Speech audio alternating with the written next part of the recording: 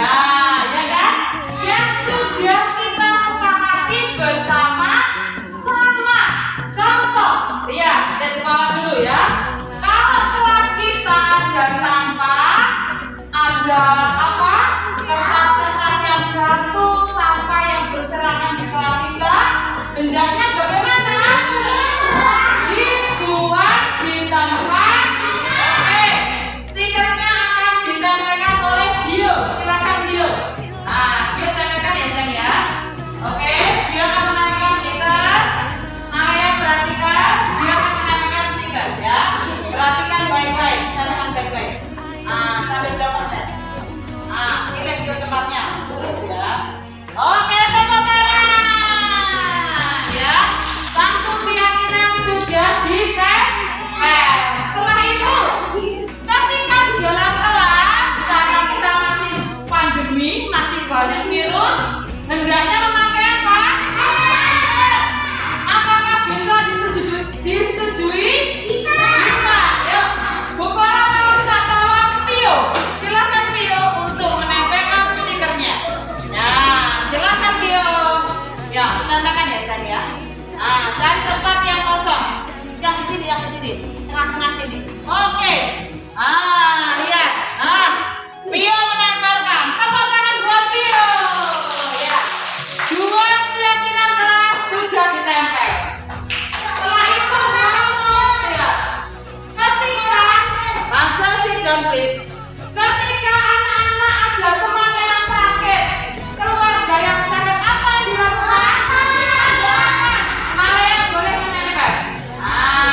Oke. Hasil minggir dulu sayang. Ganti yang temannya. Oke. Cari tempat ya. Sini boleh mana ya? Jangan terbalik ya. Pas. Oke, tepuk tangan. Keyakinan ketiga sudah ditempel. Membuang tempat sampah sudah, memakai masker sudah, mendoakan teman sudah. Sekarang kalau ada teman yang jatuh,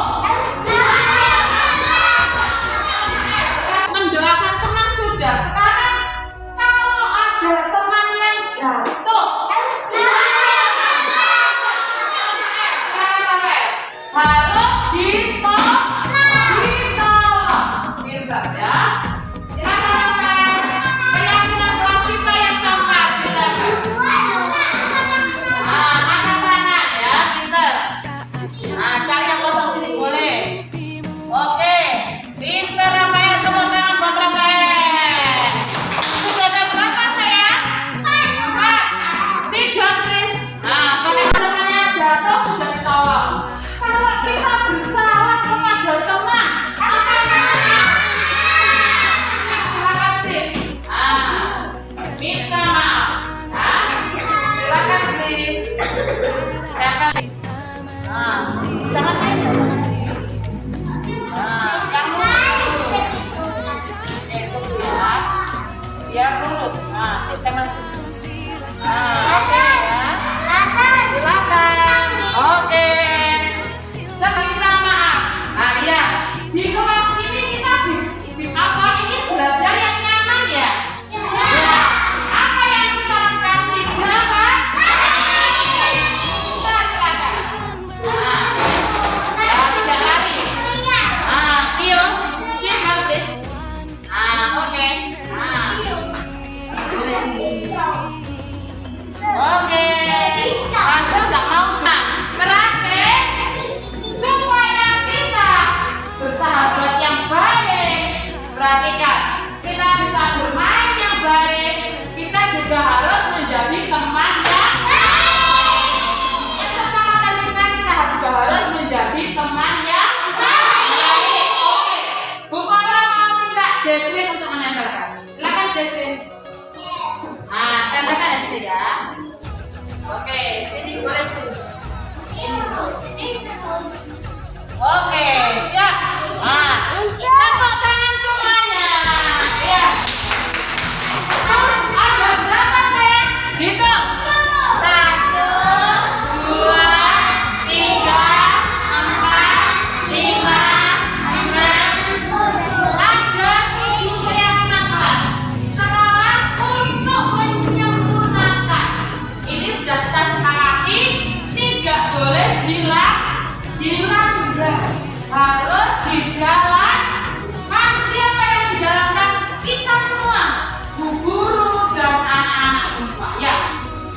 kasih anak-anak hebat A1.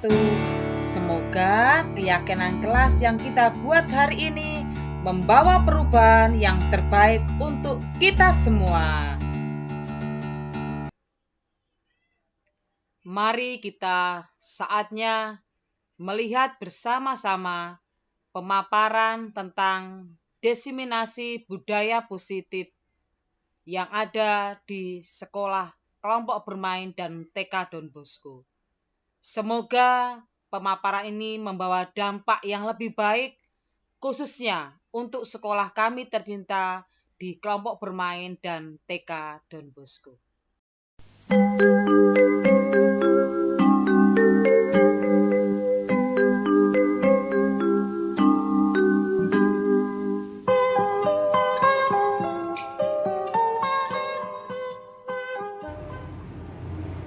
Selamat siang rekan-rekan kami di TK Don Bosco dan kelompok bermain Don Bosco. Selamat datang di tempat ini, di ruang guru kita tercinta. Di sini saya akan menyampaikan tugas saya sebagai calon guru pembina angkatan 6 Kota Surabaya untuk memaparkan modul terakhir saya, yaitu modul 1 dengan subnya 1.4. Di mana di modul ini saya akan menyampaikan tentang penerapan budaya positif. Saya juga berterima kasih kepada Suster Stefani yang telah mendukung saya, Ibu Kepala TK yang dengan hatinya mendukung saya, mensupport saya dengan luar biasa, sehingga saya bisa menjalankan pelatihan ini dengan baik, serta dukungan dari rekan-rekan tercinta dari kelompok bermain dan TK Don Bosco. Teman-temanku yang terkasih, selamat datang di tempat ini. Selamat datang, kita akan sinau bareng bersama-sama. Di sini kita akan bersama-sama untuk melihat tentang bagaimana budaya positif. Nah, selamat datang para guru hebat, teman-teman, rekan-rekan saya di kelompok bermain TK Don Bosco. Mari belajar bersama, berkolaborasi, saling mendukung, sehingga disiplin positif di sekolah kita bisa terwujud dengan baik.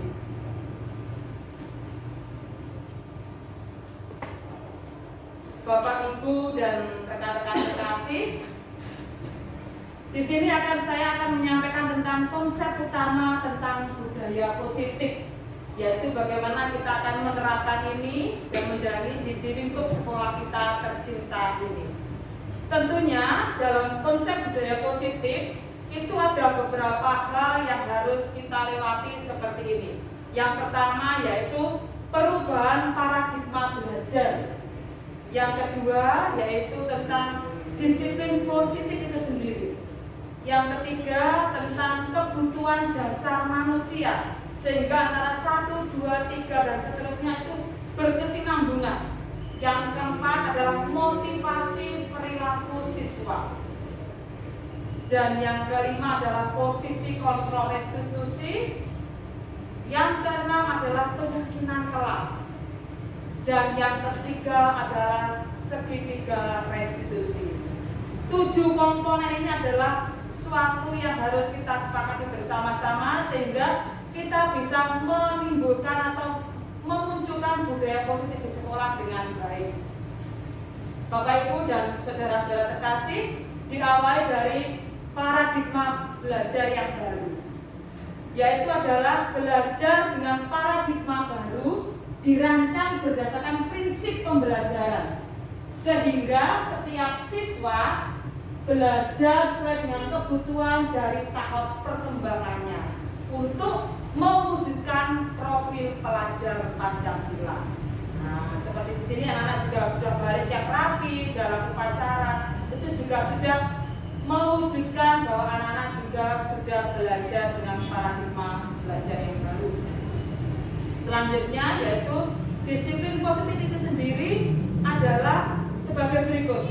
Dalam disiplin positif itu kata disiplin itu sebagian mewujudkan seperti ini. Dalam budaya kita, makna disiplin itu adalah melakukan sesuatu untuk mendapatkan kepatuhan dan cenderung menghubungkan kata disiplin dengan ketidaknyamanan. Bapak Ibu dan saudara-saudara terkasih, ketika kata disiplin muncul itu kadang terpaksa sehingga membuat sesuatu terutama kepada anak menjadi tidak nyaman. Selain itu juga sebagai pendidik, tujuan kita adalah menciptakan anak-anak yang memiliki disiplin yang muncul dari dirinya, sehingga mereka bisa berperilaku dengan mengacu pada nilai-nilai kebajikan universal yang memiliki motivasi intrinsik bukan ekstrinsik. Jadi motivasi yang dari dalam, bukan dari luar. Kalau dari luar itu tidak abadi, kalau dari dalam melekat dalam dirinya. Nah, sehingga kita akan memunculkan disiplin positif itu sendiri. Bagaimana?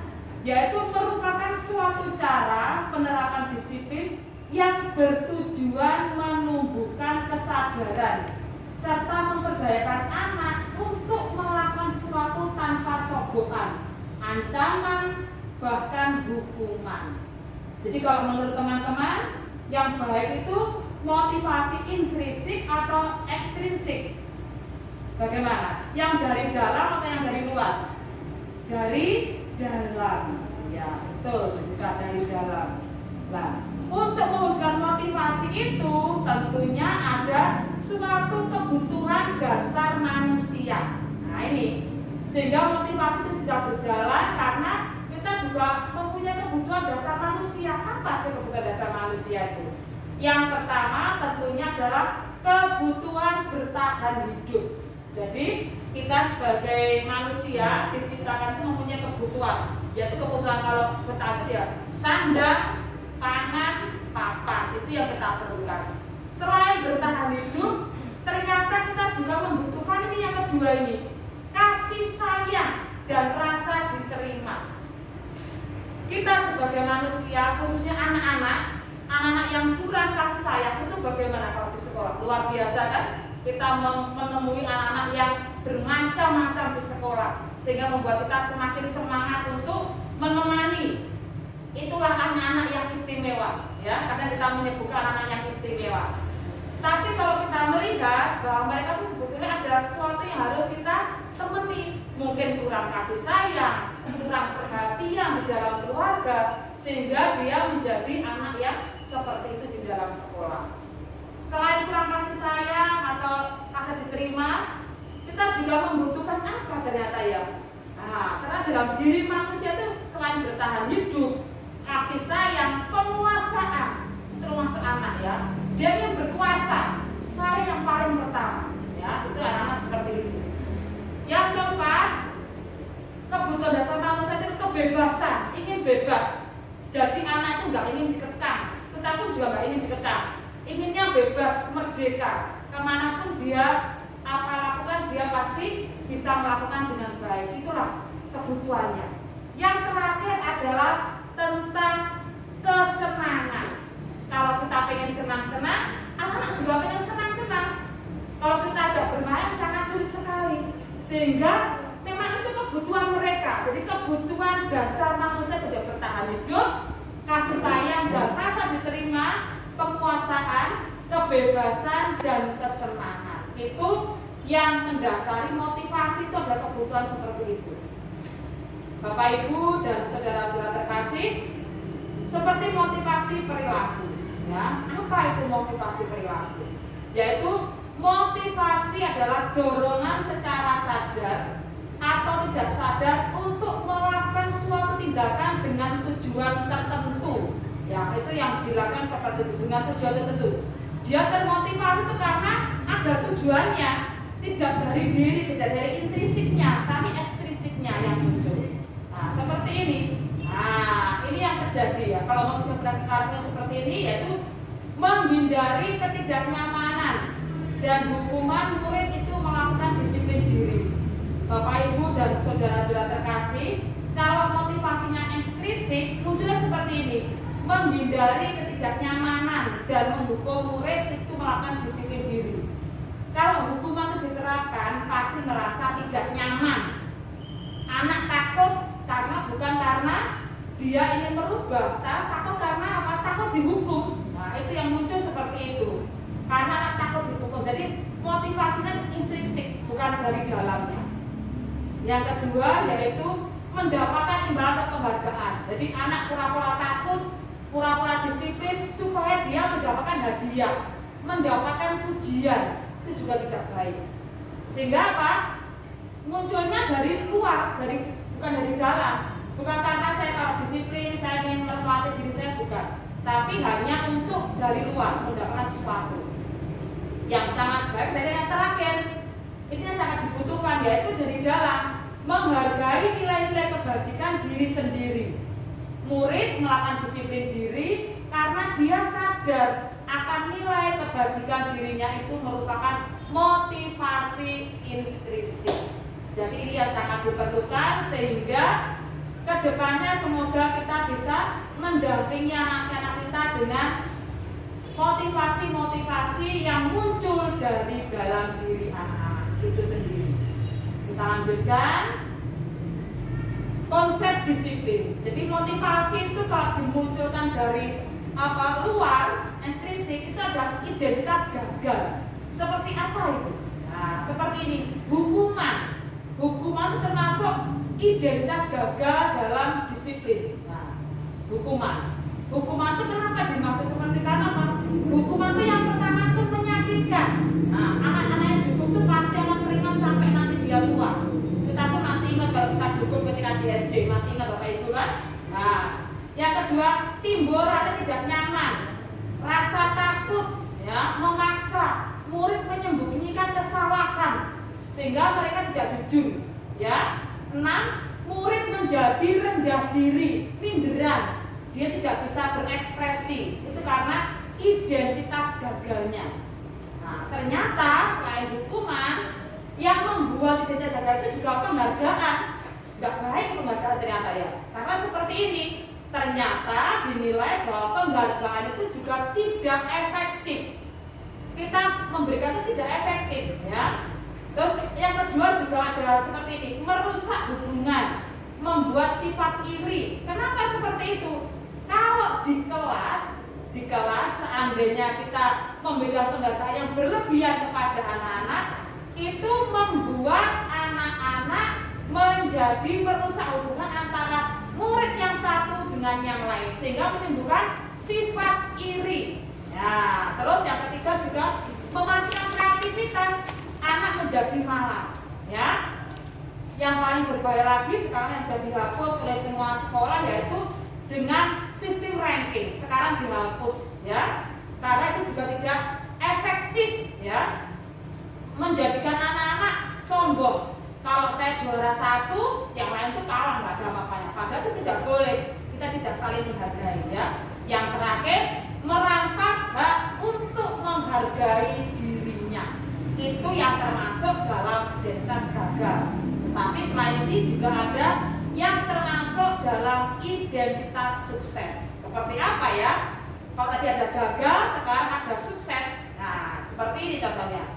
Nah, ternyata yang termasuk identitas sukses itu adalah konsekuensi, ya. Apa yang dimaksud konsekuensi, teman-teman sekalian? Ya, konsekuensi itu kita melakukan sesuatu dengan apa yang menjadi kesalahan. Contoh, kalau anak-anak menumpahkan air minum di lantai atau di kelas, konsekuensinya bagaimana, teman-teman? Mengelak. Nah, dia tahu dengan sadar, ya, dan itu penguatannya jangka pendek. Nah, konsekuensinya kalau kita menumpahkan air, kita menumpahkan apapun harus dilap dengan baik, itu konsekuensinya. Nah, contohnya bagaimana? Nah, kamu kamu menumpahkan air minum. Bagaimana? Iya, Bu, nanti saya lap. Nah, selain jangka pendek, kita juga harus memonitoring berkelanjutan. Seandainya nanti si Bio itu menumpahkan air minum lagi, kita lihat apakah dia tergerak langsung mengambil lapnya atau dia berdiam. Kalau dia mengambil lap, berarti kita merasa berhasil karena dia merespon dengan baik. Nah, murid menghormati peraturan. Dengan konsekuensi yang kita berikan itu, murid malah menghormati peraturan, tidak menyepelekan, beda dengan hukuman. Kalau hukuman membuat sakit hati, ya. Yang kelima, murid hilang waktu untuk merenungi bersama, ya.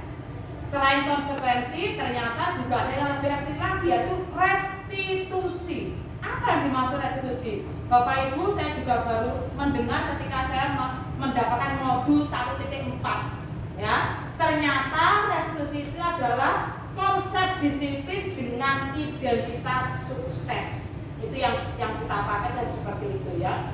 Yang pertama dalam restitusi itu seperti apa? Murid akan bertanggung jawab atas perilakunya. Nah, jadi seperti tadi itu, kalau murid menumpahkan air, berarti dia bertanggung jawab mengambil lapnya tanpa diperintah. Yang kedua, fokus pada pemecahan masalah jangka panjang. Jadi murid bisa diajak memikirkan untuk kedepannya. Ketiga, murid mengerti dirinya dan orang lain. Ya, peka. Kalau orang bilang peka ya. Yang keempat, punya teori kontrol. Yang kelima, murid bersemangat memperbaiki kesalahan. Ya, itu yang paling baik ya. Oke, kita lanjutkan, yaitu apa itu dengan pendekatan restitusi? Nah, seperti ini, yaitu suatu cara untuk menenangkan disiplin positif pada murid. Nah, ternyata restitusi adalah suatu proses untuk menciptakan kondisi bagi murid untuk memperbaiki kesalahan mereka sehingga mereka bisa kembali ke kelompok mereka dengan karakter yang kuat. Itu yang kita harapkan. Bukan apa ya, anget-anget ayam aja, tapi terus itu berkelanjutan. Nah, ciri-ciri restitusi adalah yang pertama adalah bukan menebus kesalahan, tapi belajar dari kesalahan. Dari kesalahan si A supaya nanti tidak terulang di kemudian hari. Yang kedua, memperbaiki hubungan. Ya. Yang ketiga, sebuah tawaran bukan paksaan. Tidak maksa. Kalau kita hukuman kan dipaksa. Yang keempat, menuntun untuk melihat ke dalam diri. Yang kelima, mencari kebutuhan dasar yang mendasari tindakan. Yang keenam, fokus pada karakter bukan tindakan. Yang ketujuh, menguatkan fokus pada solusi. Oke, kita lanjutkan Bapak Ibu. Yaitu perbedaannya, nah ini contohnya ya, contoh kasusnya. Kasus siswa yang tidak pernah mengerjakan PR. Bagaimana kita menanggapinya? Kalau hukuman seperti ini, guru menghukum dengan menghormat bendera, hukuman itu. Yang kedua, guru marahi sampai menjadi situasi tidak baik. Kalau kita marah lepas kontrol, ya. Nah ini konsekuensi bedanya antara hukum dan hukuman dan konsekuensi. Kalau konsekuensi yang pertama adalah guru memberikan konsekuensi untuk mengerjakan PR saat istirahat. Nah ini yang beda, nggak dihukum toh, tapi diberikan apa? Jalan keluar juga. Dua, guru dengan tegas dan siswa menghormati peraturan itu. Nah itu bedanya. Kalau restitusi beda lagi. Yang pertama seperti ini, guru menanyakan keyakinan kelas, membantu siswa menyelesaikan masalahnya, dibantu. Ya, yang kedua, guru terbuka dan siswa menghormati dirinya dan orang lain. Tentunya ini yang membuat perbedaan, Bapak Ibu. Ya. Lanjut. Nah, ini lima posisi kontrol restitusi seperti ini. Nah, penghukum. Nah, kalau penghukum itu membuat anak seperti ini ketakutan sekali. Yang pertama itu penghukum. Ada 5. Yang kedua itu pembuat rasa bersalah. Nah, yang ketiga adalah teman. Yang keempat adalah pemantau. Yang kelima adalah manajer. Ya, ini tahapan-tahapan dalam 5 posisi kontrol restitusi. Nah, kita bagaimana kita ada di tempat di mana? Di penghukum, di rasa bersalah, atau teman, atau pemantau, atau manajer. Yang paling baik adalah di manajer. Kita bisa membuat anak menjadi lebih baik, ya. Nah, kita lanjutkan. Contoh penerapan 5 posisi kontrol. Nah ini ada kasus juga. Contohnya seperti ini. Dona tidak memakai atribut lengkap saat upacara bendera. Bagaimana kita menghadapinya? Dalam 5 posisi kontrol. Kalau penghukum, caranya seperti ini. Patuhilah aturan sekolah. Sekarang berdiri di depan barisan. Nah itu penghukum. Nah, kalau kita membuat rasa bersalah, beda lagi cara penyampaiannya. Barangkali bu guru harus memberitahu kamu guru kecewa sama kamu. Itu adalah membuat merasa bersalah, takutan sekali. Nah, kalau teman, beda lagi caranya. Ayolah yang tertib, buat guru bangga. Kali ini tidak apa kamu bersalah. Semoga tidak beda lagi. Nah, yang keempat adalah kalau setiap pemantau seperti ini, kamu sudah melanggar apa peraturan dan konsekuensinya itu pemantau. Nanti murid suruh memecahkan sendiri masalahnya. Kalau manajer, apa kamu tahu kesalahanmu? Bagaimana kira-kira kamu akan memperbaiki kesalahan ini? Jadi anak diajak bekerja sama. Itu bedanya, Bapak Ibu ya. Nah, kita lanjutkan, yaitu keyakinan kelas. Nah, apa yang dimaksud keyakinan?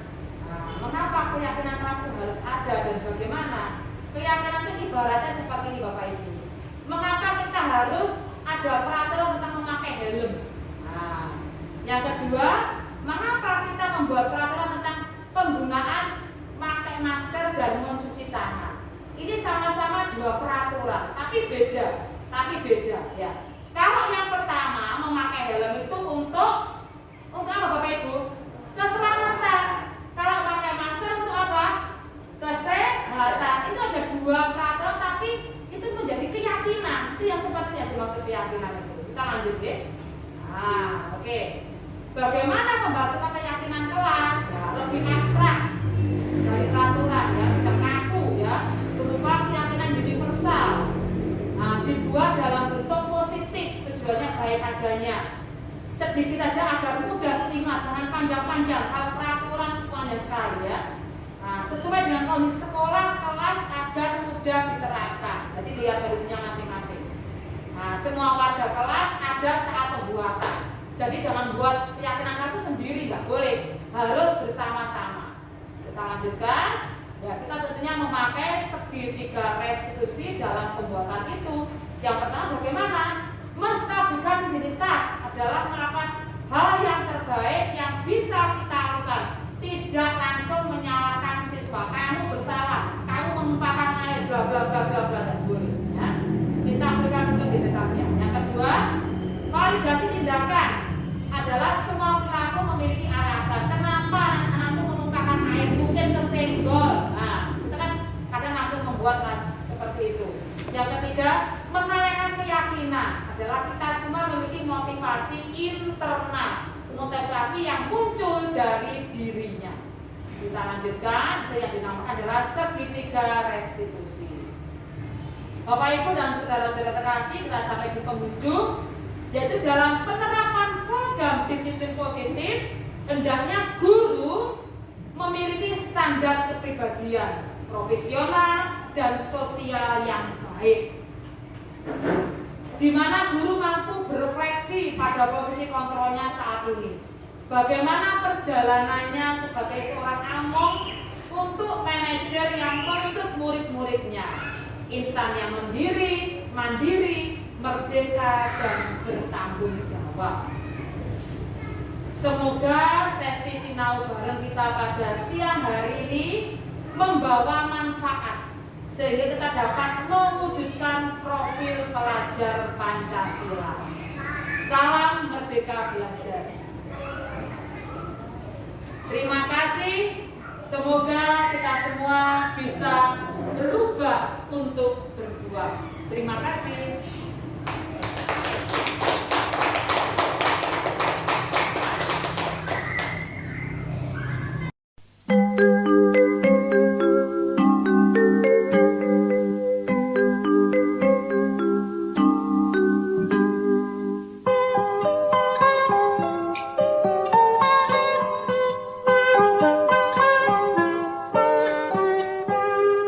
Pagiku cerahku, matahari bersinar, ku gendong tas merahku di pundak. Selamat pagi semua, ku nantikan dirimu di depan kelasmu, menantikan kami. Guruku tersayang, guru tercinta, tanpamu apa jadinya aku? Tak bisa baca tulis